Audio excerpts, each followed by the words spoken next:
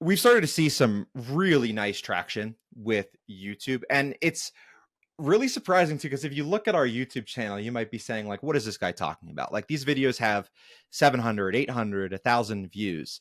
Mhm. The thing is, for a software product, you don't have to have a lot of views to have it be a worthwhile channel. You Exactly. can you can post a single video. Hey, if it generates 200 leads, and the only cost was your labor, let's say you're paying, $200 a lead on a paid platform. Mhm. You can do the math yourself. It's like, that's valuable. So there's an imbalance that is happening in many marketing teams in many companies. And this imbalance is between the value of paid and organic. And a lot of the teams, I think, in my kind of perspective of what I've seen out there, are underqualified for the organic side. They're just not quite sure which levers to pull. Or on the paid side, they usually have hired someone out to help them with the paid side, and they're not really sure how to direct those agencies. So I'm excited to sit down with Sam Chlebowski, founder and CEO of Motion.io, who can give us his personal experience on this balance or imbalance while he was growing Motion.io from $0 to 30,000 MRR over about a 12-month period. Welcome to the show, Sam. Yeah, thanks so much for having me on today, Lee, and really excited to kind of dig into our chat here today. I think it's going to be a fun conversation. I'll be able to hopefully at least give one or two things that folks can take away from with what we've done and how we've been able to build our marketing channels and strategy here at Motion. Yeah, it's great. And I think too, it'll give you a chance to look at your business from one perspective. I know you're running the business and you're looking at it from multiple different hats. And I know you work with a lot of agencies too. So getting to kind of put on that marketing hat for 45 minutes or so and just like talk marketing is probably going to be fun. Yeah, awesome. So what I want to do first is jump into I want to get into how you've been building Motion. And we kind of prep for this, thinking, okay, let's talk about the last couple years, and then we'll look at year 3 moving forward, and how you've approached organic versus paid marketing. But first, tell us about what Motion.io is and what kind of problems it solves for people. Yeah, so Motion.io is a client onboarding and collaboration tool that allows agencies to collect information, signatures, forms, any of the information that they need from clients from onboarding forward in white labeled portals that are fully customized to their brand. The biggest problem that we are looking to solve, and that I think that we've proven we do a pretty good job at solving for the businesses we work with currently, is when so much of the time when businesses are building out their onboarding processes, it really gets put together in like this ad hoc way, Mhm. where you have one tool for this, another tool for this, and automations, whether it's using Zapier or Make or direct APIs or webhooks, something like that is the glue that holds all of that stuff together. What we found in a previous business where I was actually an employee of my now co-founder, Perry, we were onboarding clients at an incredible scale, like 400 clients a month. And we were doing that same exact thing, that ad hoc, disjointed tech stack for onboarding. We ended up building our own tool internally to kind of bring those tools together. And what we found is it solved a big pain point for us. That said, that solution was in-house developed. It cost a few $100,000 more than we thought it would. And what we've done with Motion.io is basically bring that to a SaaS product that is a really affordable way to have folks get this value of a central hub for all of their client communication, engagement, and documented information collection. Got you. And I'm looking at your website right now, looking at the solutions, onboarding, project management, customer success, integrations, WordPress plugins, client portals. I think that's a big one. And I see that it's white labeled as kind of like the primary way that it's presented. What made you think to go down the white label route versus it being a Motion.io labeled, product that everyone can just use off the shelf? Yeah, it's a great question. So, and a clarification there is that like anybody can go and sign up for an account, but when your clients are seeing stuff that's coming from Motion.io, whether that's the domain of the domain of the actual portal itself, whether that's the email sending address, whether that's the business name being your business name as the sender, all of that's fit to your brand. And that's something we knew was really important, uh, especially after speaking with folks who run other agencies before we even decided to build the product. We did heavy user research and validation Mm-hmm. before we decided to jump in. Now, some of that validation we ended up throwing out down the road because it ended up being wrong, but that was one of the big things that folks highlighted for us was ultra important to them, is enabling Motion.io to be a seamless extension of their brand. I like that. Yeah. Looks like you have a lot of different applications, and it's not just for agencies. Looks like it's for all kinds of other similar type of businesses. Yeah, our solution is really grounded in that marketing agency, design agency Mm-hmm. use case. But since we have expanded a lot of the functionality within our product, so too has the markets that we're targeting and we're able to serve really Mm-hmm. well. Some people seeing success with us lately, accounting firms, legal firms, and it all comes back to that core job that Motion.io is doing, which is collecting stuff from clients. Yeah. And folks like accountants, like lawyers, there's a lot of information they need from clients. Yeah. And you have the internal side of it too, behind the scenes, where you have to kind of organize and distribute that information. So, yeah, I could see that being a very big benefit. So, did you start with kind of like agencies first in mind? Okay, we have a sort of like your minimum viable product was focused on this one target audience. And so that you could, make it clear like this is going to work. And then you started to kind of expand to other types of verticals. You're spot on. And the reason why we did that is that's where, so I'm one of three co-founders. I have Perry, who's our CEO, and then I have a CTO. And where like so much of our idea for Motion.io came from was running agencies of our own. Hmm. And that's what we knew. And Yeah. we knew that there was a problem there. We knew after we did some early product validation that, hey, this is a problem that people really want solved. It's one Hmm. of those hair on fire issues, especially for businesses at a certain level of scale.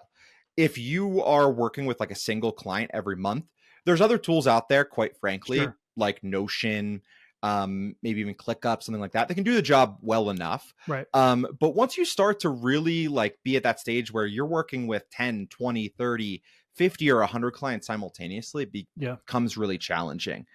That's where we started because that's what we knew.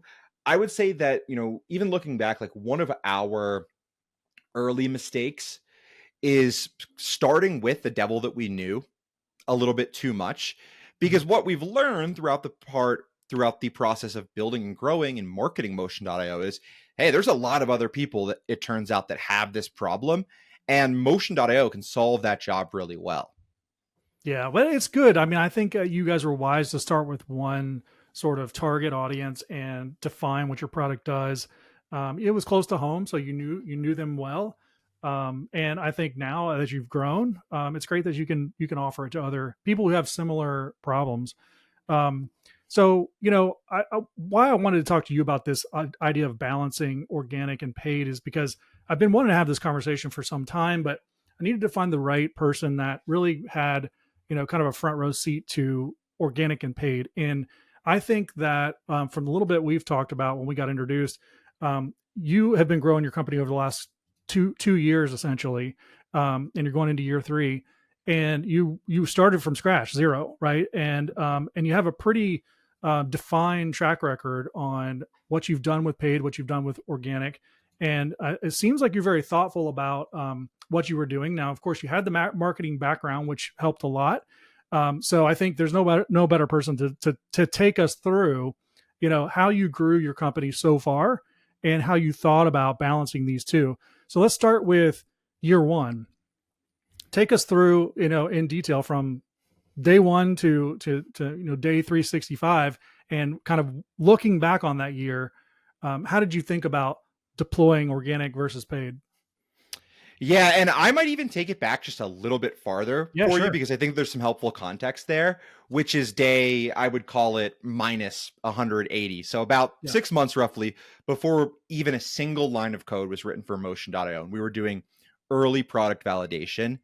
At that time, I became borderline obsessive with understanding the latest trends and the way that the process of marketing, not just for a SaaS company, but across the board, and how the content that people were using to get their brands, their products, their services in front of people was changing.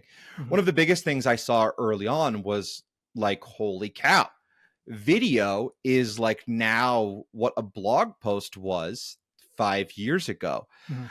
At the time, I was working as a head of growth at actually another startup, while kind of chipping away at Motion.io on the side, and just became really, really invested in learning new strategies that I could deploy the day that we put our fingers down on the keyboards and started building Motion.io. Because that's one thing that I think that in hindsight we did really well is I had a plan going in, and I knew that I wanted basically a couple of things. I knew number one, that the day we wrote our first line of code, I wouldn't have anything about the product I could necessarily share aside from the backstory of how and why we decided to build it and where we see the vision of this product going. So that was day one of like the first information I wanted to get out there. I wanted to hit LinkedIn hard.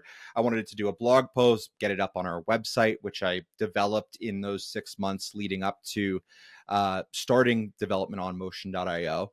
And then after that, my plan was, hey, there's not a lot of other organic content that we can produce. What are the things that I could produce right now that might serve two purposes? And where we immediately landed was doing a podcast. We had a podcast at Brighter Vision, which was that company that I helped grow to 5,000 concurrent customers. We exited that business in 2020, and we did a podcast there, and it was a really great way, not necessarily for capturing like leads and demands, but for Mhm. building relationships with key players, movers, shakers in the industry we were working in, which was mental health for that business.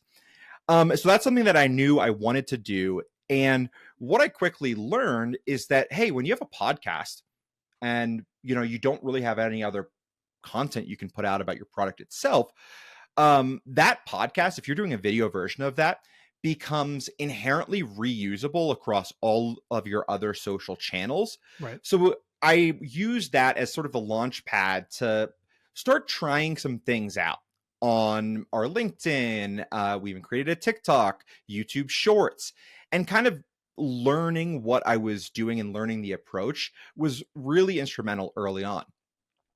That said, we also knew that a part of our strategy would be paid acquisition. Paid acquisition is something I have done now for years.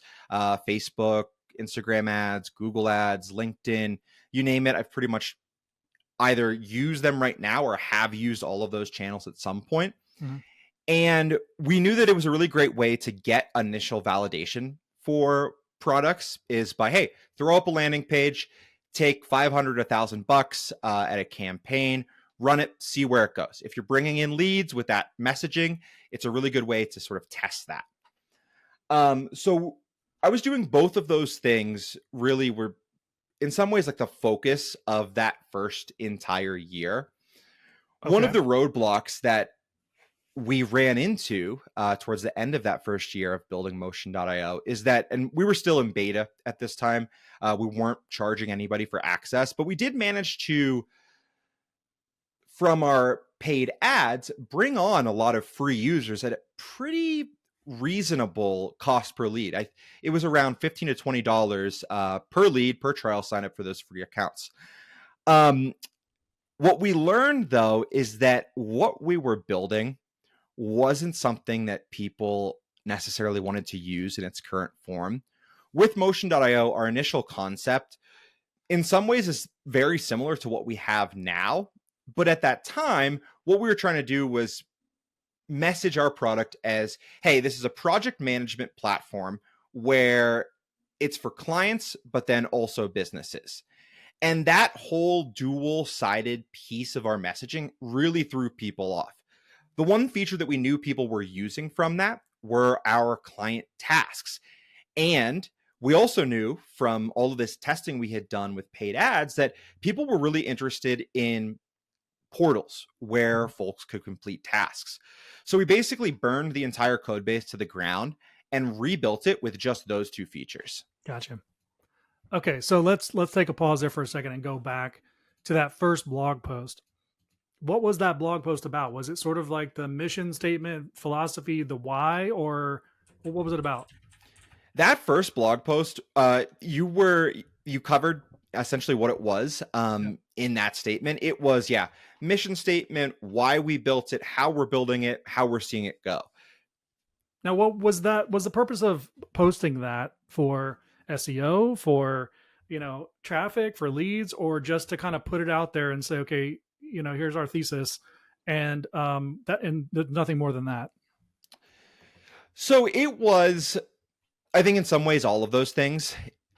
We also knew that we wanted a blog on our site. Mm-hmm. What we eventually learned is how effective blogging can still be. That happens in year 2. I'll cover that in a little bit.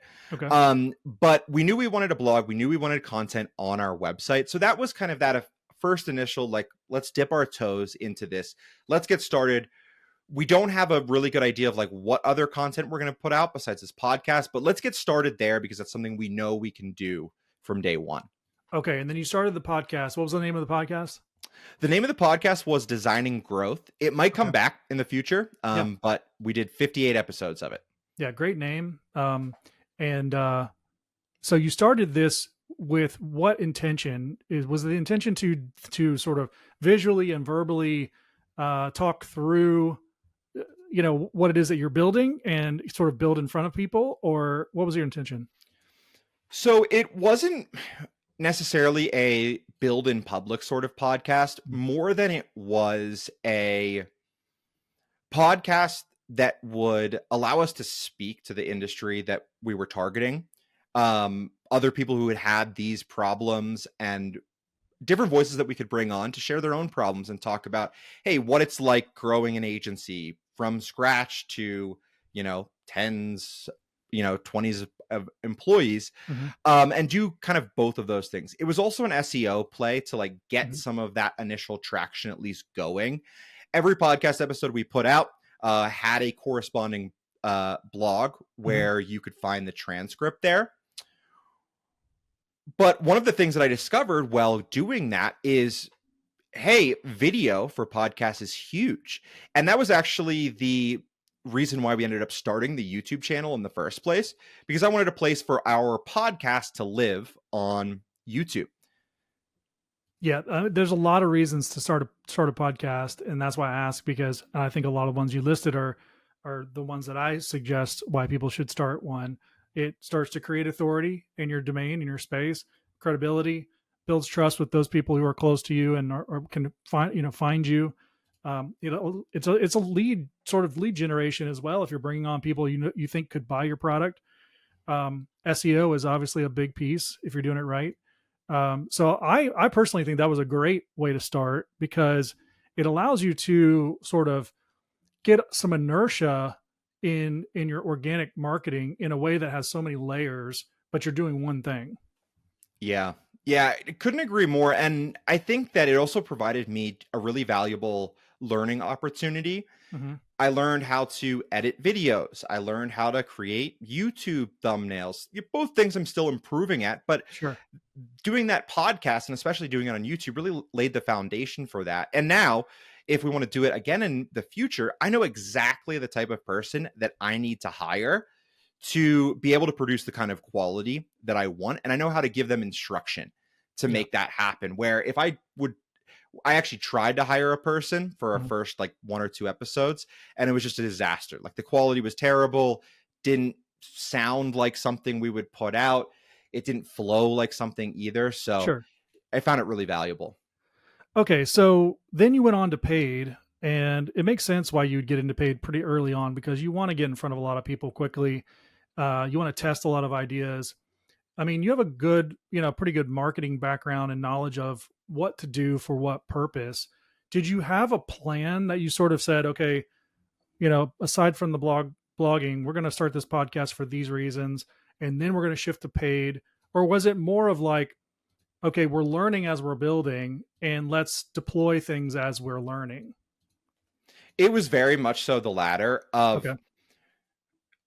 cool, we've built this product. We have a very basic MVP. Mm-hmm. Let's sit down and let's talk about what our messaging is going to be like for this Mm-hmm. product. How we're going to communicate what it does to people. Yeah. And one of the ways that we knew that we were going to be able to test is like, what is effective and should we even continue building this business, was through paid ads. So as the product evolved over that first year, we tried out a whole bunch of different messages in our ad creative. One of the earliest ones was something along the lines of project management tools being broken for client work. Motion.io is going to fix it. That actually flopped flat on its face. And so we tried again. The next message that we put out there was that client portal messaging. Hey, bring all of your stuff into one central hub. And the leads just went crazy.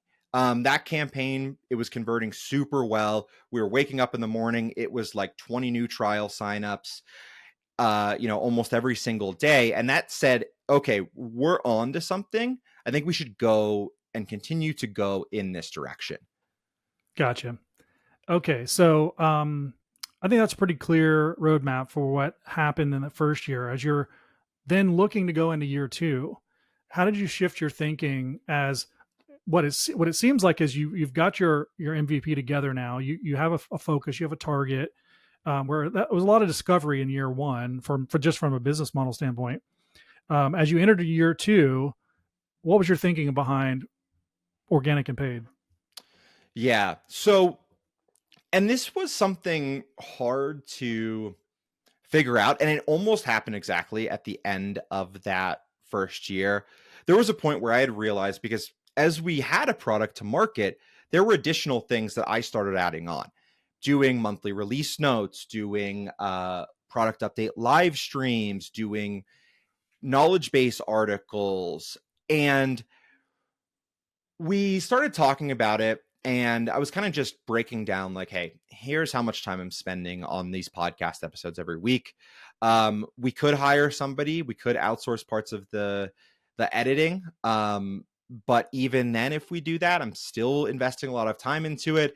And that's a person that I don't know if is worth us spending the budget on right now, because we're not seeing the tangible benefits. Mm-hmm. We needed to transition basically from brand marketing to results marketing, right? Where that process of saying like, hey, we're not looking for the brand exposure. We want tangible things that we can prove out different types of channels. Mm-hmm. So let's take a pause on the podcast. Yep. And at that point, we really, really focused in because this was motion V2, I'll call it, where we felt really good about the messaging, about the product vision, about this platform for client onboarding and collaboration. We had those pillars in place. And we said, let's focus a lot of our time on finding one additional channel, one channel, one additional paid channel, and then one organic channel that can work really well for us long term. And you were already running which paid channels? So we were running in that first year, and one that we've never really stopped is Facebook and Instagram ads. Yep. It's so funny because everybody, I feel like on my LinkedIn feed, is always talking about how Facebook, Instagram ads don't work. For us, they work great. Yeah. Maybe we just unlocked some really great targeting options, but they've always been our best performing channel. Nice. We had also tried to experiment with Google ads.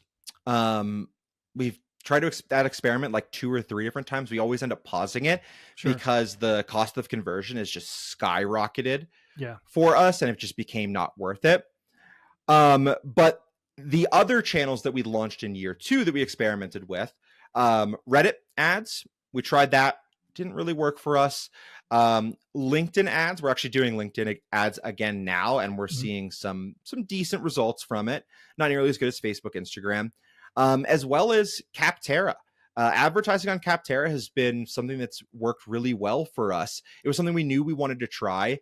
That was another priority that was high on my list as soon as I said, okay, we can go ahead and pause on the podcast Mhm. so I can free up time. And what I focused on to make Capterra effective was like, I want to get every single one of our customers I know really likes us. I need to get them to leave a review. So I was doing outreach, both some automated and then just straight up like manual emails to people to Mhm. get them to leave a review of us. And it worked incredibly well. Yeah. After we had about 15, we started Capterra advertising, and we've been uh, keeping a budget there ever since. Okay. Yeah, that's interesting. And it makes sense too with what you're building. Um, did you on the Instagram and Facebook side, did you have an organic presence before you started running ads there? Or did you start to build that while you were running ads? Yeah, Or it's a did you great build it at question. all? That's a great question. So in the first year, I was really just throwing spaghetti at the wall. Yeah. We had an organic presence on Facebook and Instagram because I was putting out like clips from the podcast on there pretty regularly. Basically, Mhm. every new episode, 2 or 3 clips. Okay. Um, but once we decided to stop doing that, I really had to think like long and hard of like what is gonna go on these channels now. Yeah. And what I started doing is publishing things like our release notes early on, Okay. with just like a simple picture, a link to it. And then I was looking for other things that I could post, and I said, let me do a full tutorial video of Motion.io. Let me just walk through everything that is available. I'll put it up on YouTube. We have this YouTube channel already. Mhm. What I ended up doing is I broke that out into like 5 or 6 different snippets that could highlight like the most important features to people. And what I saw reading through that is like, hey, some of these features people are really interested in hearing more about. Other ones, they kind of missed the mark. Maybe I can try and republish something later. Mhm. But there were a couple of those videos that started to see some traction. And I said, okay, great.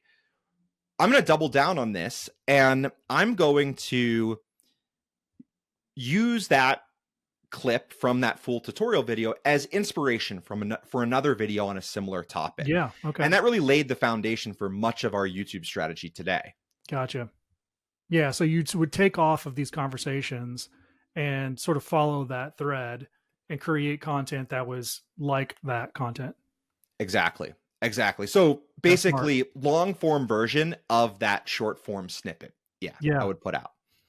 Yeah. Building that idea out because you know now more what your customer is going through, what they're looking to accomplish, and you can pick out these short form clips.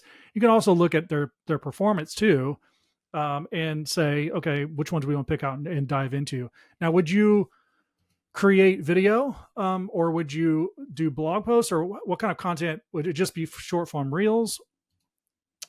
So the foundation for everything was really long form Okay. content, was doing that initial version of a long form tutorial video. Okay. Something that surprised me with YouTube, and it's actually kind of funny. I talk about my brother is a pretty big YouTuber, but like in the cooking space. Okay. He looks just like me, same last name. His name's Ethan. He's Yeah. great. Um, and I would talk to him about like YouTube and like, hey, what are some ideas here? One of the things that he shared with me was like some of the best products, and this surprised me. He's like, some of the best products that I follow that I look at. He's like, I think the number one video I go to on their channel is that like full length 20-minute tutorial video. Yeah. And I said, I would have always thought that that kind of thing was like too long for people to watch. But I tried it and it ended up working. So Hmm. with that, I was able to pull out clips of that and start repurposing them the exact same way I had done with the The podcast. podcast. Yeah. That's awesome. That's a great idea. So you would create longer form, 20 minutes or so tutorials, and then you pull out clips of those and post those on social. Yep, And exactly. then would you point back to those sort of episodes? So when I was doing the podcast, yes, I would point back to the episodes. With the short form stuff, I honestly these days like just let it stand on its own. Okay. I'll like in our Instagram story, I'll post that, I'll republish that short or reel or whatever it is, Hmm. and include a link to the full YouTube video. But besides that, I'm not like too heavy handed on Yeah. making sure it gets a link back. Just because I know that our YouTube channel is linked in our bio, so people will find it when they want it. So you guys probably still have a relatively small team, right? So is all of this the two long form tutorial videos, the short form, everything that you're doing, is that just you and your voice? Or are you using voice changers, or are you, how are you creating this content? It's all me. Yeah, it's all me. I use AI tools to help me out. Okay. Things like there's a great tool out there called Content at Scale that I use where I can kind of feed it some information and Yeah. say, turn this into a YouTube script for me. I can use that as a foundation. Hmm. And I do that for a couple of other things. But in terms of like the editing, the recording, that's all me. It's something that it's so funny. Like as you do these things, you realize the areas where it can be better. Yeah. And there's definitely places where I can improve. But looking back, like what I've been happy with is just the output. And I think that that's a real benefit, like just even zooming out of Hmm. having three co-founders instead of one, Yeah. because we've been able to focus within our areas of expertise and not have to get pulled into overlapping circles Right. when the time to ship something to focus on something arises. Yeah. Okay. So then what I'm hearing you say is your focus was on the marketing, while the other two founders was focused on something else. Yep. Yeah. Okay. So my co-founder Zach, his focus, he's our CTO. He's an absolute wizard of a developer. Hmm. He is the man behind Motion.io, the actual code that makes it run. Yeah. My co-founder Perry, he leads our sales and most of our customer success initiatives. Okay. Okay, yeah, that's great. I mean, what a great team to have working together. Everyone's kind of doing what they're good at. During the second year, did you focus any of your effort on SEO? Yes, and this is actually what I was going to talk about Okay. next because it was something that really came out of nowhere as Okay. being immensely successful for us. The first year, we knew we wanted to build an organic search presence. We knew it's something that worked for us previously. The hardest part of that first year, if I'm being frank, is like it was just hard to be able to come up with content that would rank well. And we were using tools like Ahrefs, but I was Mhm. so tied up in, getting our podcast episodes come out that my output was a little bit slower with Sure. like organic blog content than I would like it to have been. In hindsight, that's something I would have probably focused a little bit more closely on. I Okay. think it was a little bit of a mistake on my end. Instead of trying to do a podcast every week, I probably should have been doing one or two a month and then allocating the rest of that time to doing a blog post and building out just general content on our site. And that was another reason why we ended up deciding to take a pause on the podcast until we Mhm. had the resources to make it a little bit less demanding. Sure. Because we have just seen incredible traction of with our organic search presence. I think we have month over month this year, we've increased search traffic nearly 20% every single month. Wow, that's awesome. What would you attribute the success to? Anything specific? The success is having a strong strategy. I think at the end of the day, having a hypothesis and then Hmm. a strategy that flows down from that, Hmm. pivoting away from it when it doesn't work, sticking with it when it does. And where we really found a lot of success is finding a industry plus a use case of motion.io. And if we can kind of pair those things together, Hmm. it's been really successful Okay, for us. It's been our most successful blog post by and large. So, for that makes example, a we lot of put out a sense. bunch of content recently about our WordPress plugin. That's kind of that perfect harmony of industry plus some other tool plus Mhm. motion.io. Mhm. That's been one of our best YouTube videos so far. It's one of the most visited pages on our website where you can download and get setup information for our WordPress plugin. And that was something that I'll actually be very candid, is something we've only figured out like 6 or 7 months ago. Yeah. Until then, the organic search growth really just like slogged along at a snail's pace. So my Yeah. advice there is also stick with it, keep trying things like until you come across something that works, because SEO is going to seem like it's going nowhere until it does work, in Well, my experience. that's such a valuable tip I think you're giving people, is that framework of industry plus use case, because inside of that is very specific, valuable messaging.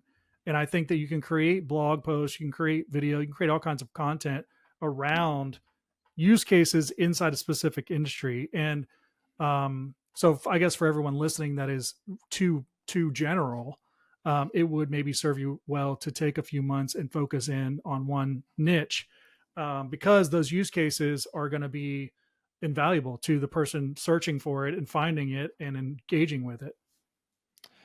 I think that's a perfect distillation of that, Lee, because I mean, it's exactly what we've seen. And I think that Yep. is why people say that SEO doesn't work anymore.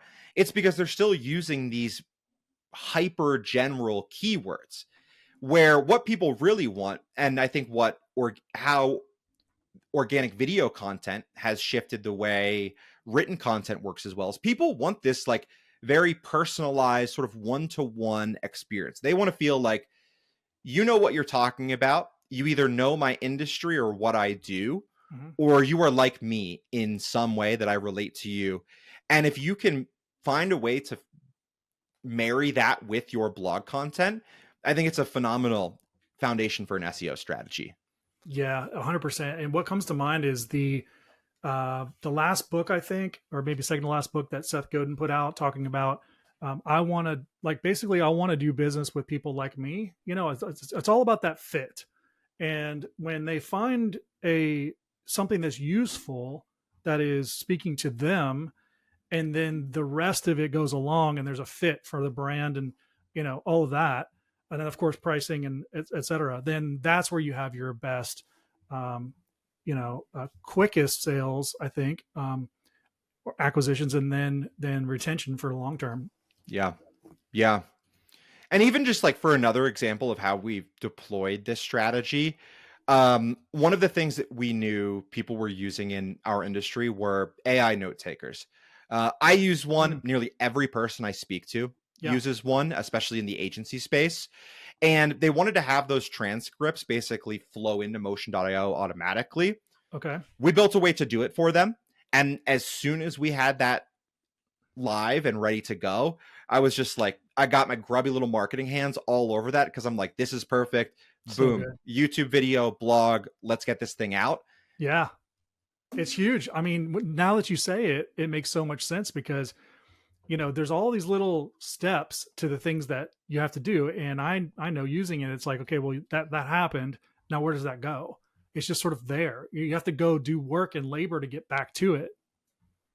Yep. Yeah. And I think that that's also even just a tertiary point on that, of like the power of just knowing your customers and speaking to your Mhm. customers. Had we not been talking to them, I would have never known they wanted to do that. I would Yeah. have never known it was important to them.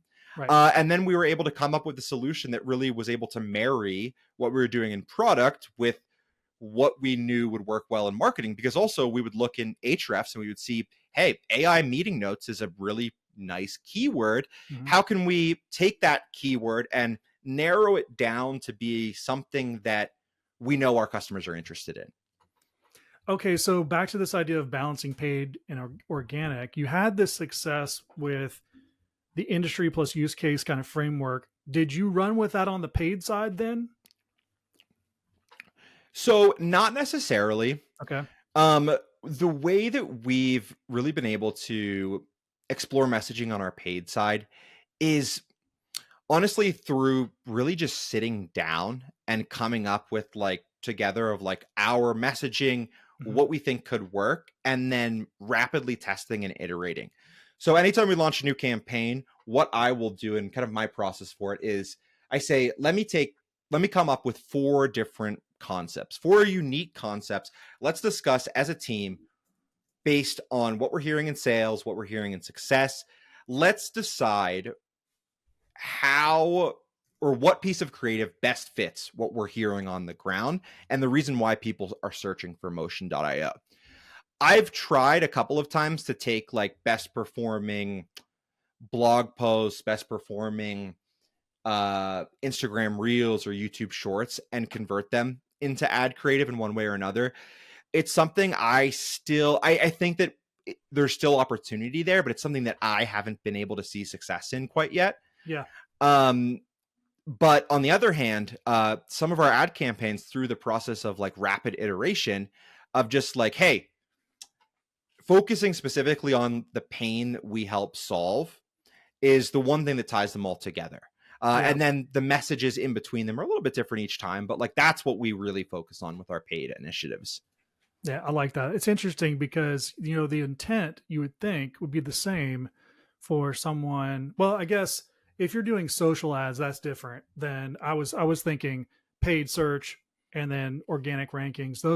That intent is going to be the same on that page for when they show up there. So then if you took your organic and put it into Google ads, you might see some success there, from the success you saw on organic. But then if you're talking about social, you're exactly right. I think that's a completely different intent that's happening there because you're stopping them on a feed. Yeah.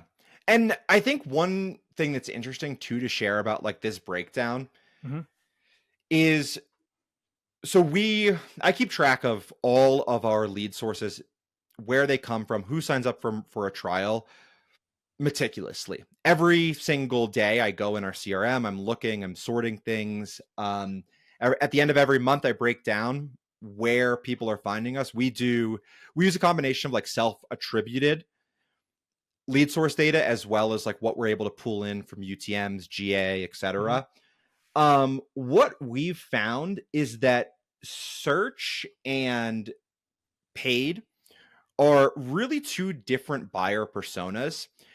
The people coming to us from search are going to be much more like middle to top of funnel, Mm-hmm. where the people coming to us from paid channels are much more towards the bottom end of the funnel, meaning they Okay. saw an ad, they had some pain, they're ready to go.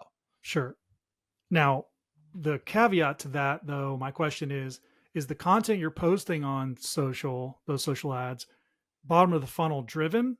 Or is it because what it would lead me to believe is if they're more mid top of the funnel on search, that is due to what they're searching, right? So if you're that's the question is on those social ads, is it bottom of the funnel type of content? Yeah, it's a really great question. And honestly, yeah, it is. Okay. Within paid, it's totally bottom of the funnel. Yeah. I think that there's probably more we can be doing to expand our paid funnel. We've tested a couple of things that are more top of the funnel. One of the ones that we're going to be experimenting with soon is we have this new AI standard operating procedure generator that we built basically after hearing folks say, hey, it'd be great if I could just use an AI tool to build out various tasks, workflows for my teams in motion.io. We developed this tool that you don't have to have a motion.io account to use, but will generate you an SOP. And then if you'd like, you can take the SOP it creates and turn that into a motion.io project, or you can just save it and store it away wherever you keep the rest of your team files. But that was something we want to experiment with next in terms of like expanding the paid funnel, because it's a really great point that you raise is it's not necessarily the channels, but more of the messages that we're delivering on those channels that account for that difference. Right. Yep.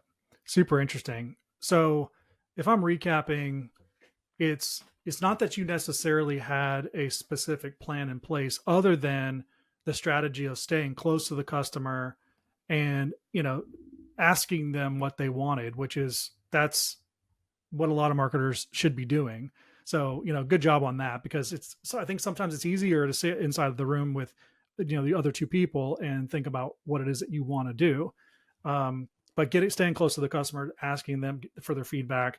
And then you did sort of balance this experimenting, which again, I would just raise to say testing and experimenting is a key component of marketing. So doing that both on the organic side and the paid side, but leaning into paid to get quicker results.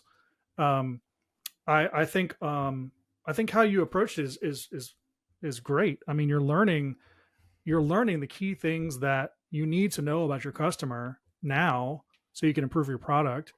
And it is very clear after 24 months, very clear what you do and who it's for, which is honestly a hard thing to do when you're building something brand new.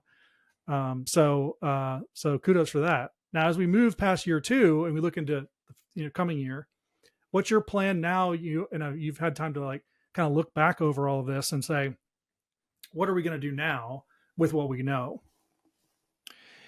Yeah. So the big things, highest priority on my roadmap for the next year is we've started to see some really nice traction with YouTube. And it's really surprising too, because if you look at our YouTube channel, you might be saying like, what is this guy talking about? Like these videos have 700, 800, 1,000 views.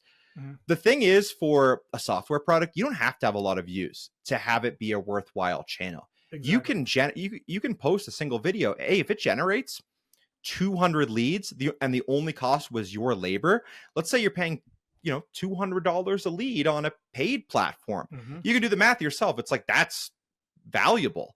Yeah. So that's number one, is expanding the paid channel.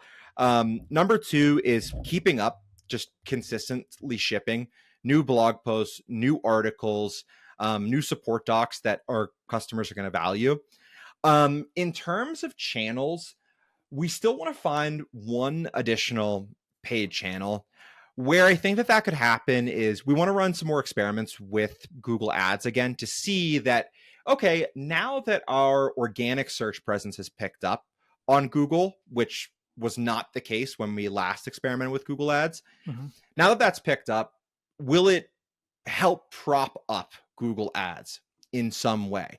Is it now a good time to try that again? Because that's something I see with, and it's so hard to attribute these things, but I know that whenever I post a video that performs well by our standards on Instagram, I can count on our cost per lead the rest of that week being at least a couple dollars lower.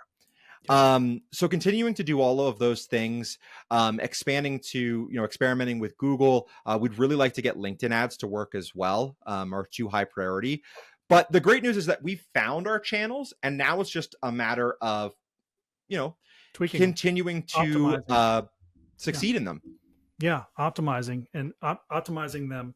And I love that you're saying this about your YouTube channel, because especially in the B2B context, because that's the world that you're in, it's not about raising number of views. That helps, but it's really more about connecting the right people to that content. And I'd say the same thing for podcasts. It's, I don't even look at my stats for my podcast. I mean, I will if I need to for some reason, but I don't, because it's not really, that's like a 3rd or 4th reason why I would do this, or even probably 5th or 6th. I'm doing it for all the other reasons we mentioned. And from a B2B context, it's very valuable, way beyond the views or the subscribers or followers or any of that. So that's a huge point. I could not agree more. And that's something I, quite frankly, really used to beat myself up over, of not seeing like a high number of views, whether it was on a video, whether it was traffic to a page. I think in any kind of organic content, it's like, if you're just listening to what people are interested, you're doing some, keyword research to validate that.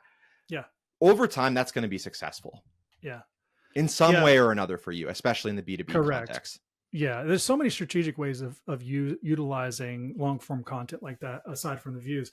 And what I'm interested in, if you look at you mentioned your brother has a YouTube channel, and pretty successful, in his world, the views matter, because 100%. That's how he's making it work. Right. I'm curious though, like, how did you get two brothers that are both in marketing? Because that's really the business he's in. Yeah, it is. It's I think it all honestly comes back to our dad. He Okay. was so my dad's a doctor by trade, but where he really shined was in the business aspects Okay. of running a practice. And he was a key member of this organization that helped build out basically go from a network of like one family practice office to I think now they have like 40 or 50 or 60 Okay. across the state of Pennsylvania. And he had always told us like, hey, ownership in whatever job you are working, whatever you're doing, ownership is the real path to wealth. And I think like as soon as we were Yes. in college onwards, he was really like really repeating that with us. And I think talking about what he had done with his career was really a way to inspire us, even if that wasn't his intention at that time. But he Hmm. would tell us about all of these things. And I think that that's why we both ended up both as entrepreneurs. That's awesome. I mean, and you guys are on your way. I mean, to very much successes in that world. So, it's awesome having you on. Thanks so much for this story. I mean, thanks for sharing your personal experience. It's been very helpful for me to kind of peel back and look at what you've been doing. So, thanks for sharing that with our listeners. Yeah, and thank you so much, Lee, for all of the thoughtful questions you've asked. It has me not only reflecting, but like looking forward at the year ahead and saying, Yeah. how can I do things a little bit differently? So Yeah. thank you so much for being a great person to talk to. Yeah. No problem. Okay. So if we want to send people to you, I know we got to send them motion.io. Where else can we send them? Yeah, so motion.io, you can sign up for a free trial if you want to try us out. No credit card required.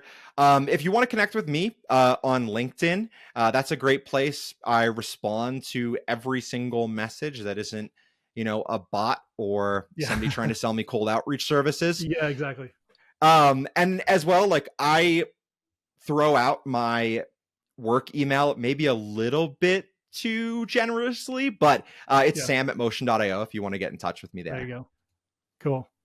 This is great. And would love to stay in touch and maybe a year from now, take a look back at what you've done differently. Absolutely, Lee. Thanks again for having me on and hope you have a great day. Awesome. Thanks.